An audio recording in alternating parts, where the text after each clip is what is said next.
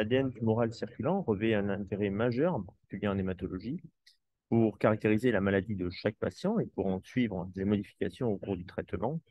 Plusieurs technologies sont développées actuellement et toujours en cours de développement d'ailleurs pour certains d'entre elles, comme le Capsid, le Plastic et d'autres, autour du NGS ciblé, pour tirer plusieurs types d'informations de l'ADN tumoral circulant.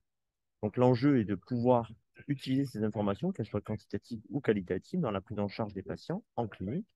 C'est d'ailleurs l'objectif que s'est donné le consortium French Connect en France, en homogénéisant les types de techniques et d'analyses générées, et pour pouvoir les utiliser en particulier pour la prise en charge des lymphomes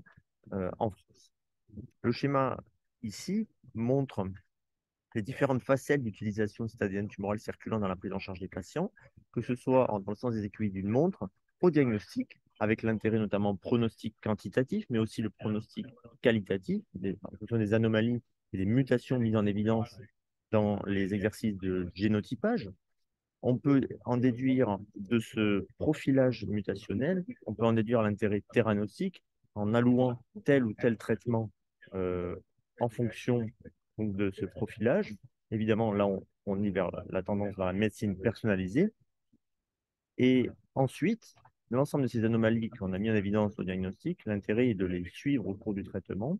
et d'en déduire la réponse au traitement pour les aspects moléculaires et les confronter aux outils usuels, notamment au TEP scanner éventuellement, et combiner ces réponses à l'imagerie, euh, entre l'imagerie et les aspects moléculaires. Évidemment, in fine, l'intérêt est au cours du suivi, traitement et même en post-thérapeutique de diagnostiquer le plus précocement possible les rechutes et d'en déduire les différentes anomalies au moment de la rechute pour pouvoir allouer le traitement le plus efficace et prédire la réponse au traitement en fonction de ces anomalies au moment de la rechute. Voilà ce que l'on peut dire des différentes facettes de l'utilisation de l'ADN tumoral circulant en ce moment. Ces aspects, encore une fois, sont encore en développement et doivent être combinés à d'autres outils, notamment au PET scanner et ce que l'on peut déduire au TEP scanner.